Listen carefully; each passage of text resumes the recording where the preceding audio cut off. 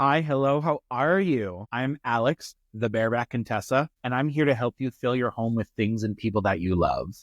Today, I want to talk through the 5 steps that I take my design clients through to find their personal style. Now, finding your personal style is something that takes time, it takes effort, it takes practice. You're going to make some mistakes, you're going to bring some things into your home that you don't love in the long term, but that is all part of it. You can't buy your way to personal style. You need to try different things, bring things into your home, push yourself out of your comfort zone. Before I get into it, be sure to subscribe for more. I would love to see you back here next week. Now, I have 5 steps that I walk my design clients through. And the first is going to be scrolling intentionally. Now, we all spend a lot of time on social media. I spend a lot of time on TikTok, Instagram, looking at, all kinds of beautiful interiors, but to find your style, I want you to set aside 10 to 15 minutes a day for a week or two to explicitly look at design. Being intentional in your scrolling will help you find those things that you love and latch onto quicker and easier. So for your intentional scrolling time, pick whatever platform you like, Instagram, Pinterest, TikTok, whatever. And I want you to save anything that you like. We're going to start a brand new folder just for design inspiration and save everything that speaks to you into that folder. We're going to save indiscriminately, save as much as you want.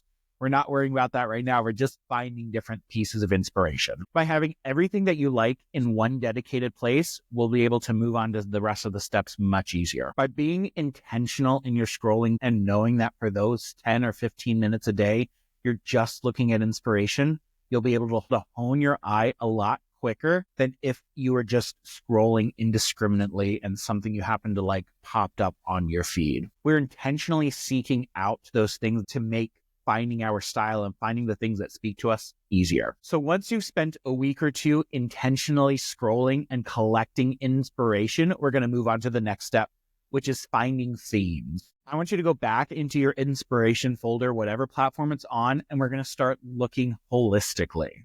So go through all of the things that you've saved and look for some common themes or trends that pop out. Is there a particular color palette that seems to be repeating itself? Is there a particular piece of furniture? Maybe you've saved a lot of living rooms that have a leather sofa, or you've saved a lot of places that have a bright orange accent. Those are important things that we need to know to move forward. Break those photos apart and really interrogate all of the different elements. Maybe you really like the furniture in this living room, but you don't like the wall color. Or in this inspiration image of a dining room, you really like the table, but not the chairs. Paying attention to those things and asking yourself, why do I like this or why do I not like this is so important. Being able to hone in on why we do or don't like something will make finding your style that much easier.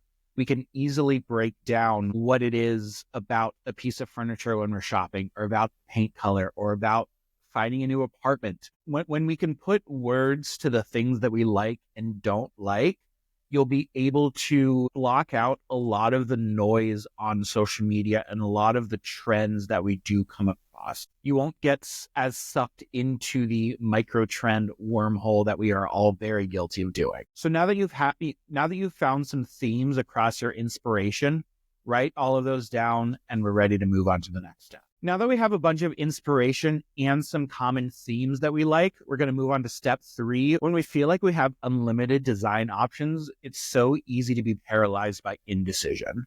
Knowing what we can't or shouldn't do in our particular homes will narrow down all of those options exponentially and make decision-making that much easier. My apartment, for example, I love it to death, but it really doesn't get great natural light.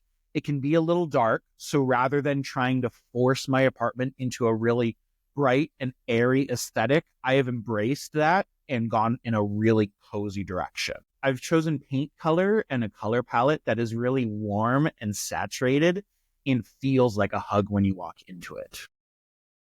And the opposite is true. If you have a really bright, airy, and open apartment, you may not want to go for a super moody, dark academia vibe. It may not fit very well. Let's look at our limitations and compare them to our themes and inspiration. Maybe you saved a lot of images that have a huge sectional in the living room, but your apartment won't fit them. Or maybe a lot of your inspiration images have color-drenched rooms, but your landlord won't allow you to paint. Knowing that you can't paint your apartment, for example, but still want to bring in a lot of color and texture and interest, we will do that in other places. We'll look for big, dramatic pieces of art. We'll look for statement pieces of furniture. We will do other things to bring in that color and bring in that theme that don't involve painting the walls. Figuring out how we can work with your home rather than against it will make it feel so much homier and so much cozier and authentic to you and the space. All right, step 4, we're going to find our design adjectives. Now that we have a whole bunch of inspiration, we've found some themes for our home, and we have found the limitations, we're going to find some design adjectives that describe the home that we are looking for. I've created a list of over 100 design adjectives that you can get for free in the box down below, so be sure to go download that.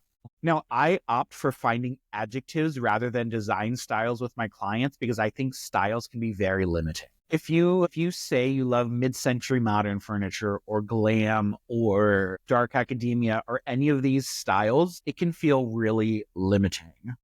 I'm sure you've seen some inspiration that just feels like a catalog when people lean too far into one particular style. By focusing on adjectives rather than particular styles, we can create a more collected, cozy, and layered home that better expresses our self. If you say your style is maximalist or your style is mid-century modern, you can get pigeonholed into only looking at things that meet that narrow description, and your home starts to feel like a catalog rather than a home. I work with my clients to find 3 to 5 adjectives that describe how they want their home to feel. Some of mine are colorful, cozy, layered. Comfortable is a big thing. Functional is another big one.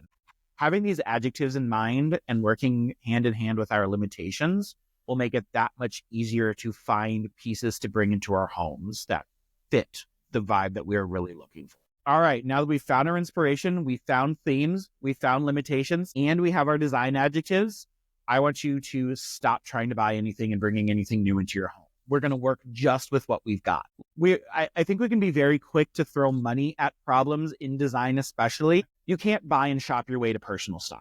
It is something that takes time. It is something that takes practice. And by focusing just on the things you have in your home already, you will start to think more creatively. I want you to shop your home and think about what you can maybe move from your dining room into your living room or from your bedroom into the kitchen. I want you to shop your home and look at it through fresh eyes. Maybe rearrange the furniture in your living room.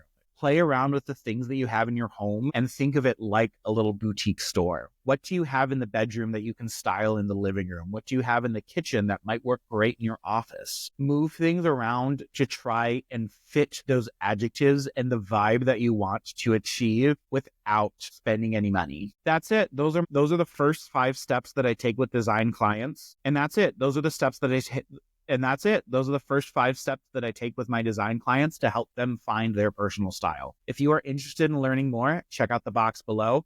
I've got links to sign up for a free discovery call, and I'd love to help you fill your home with things and people that you love. Subscribe for more, and I'll see you next week. Bye.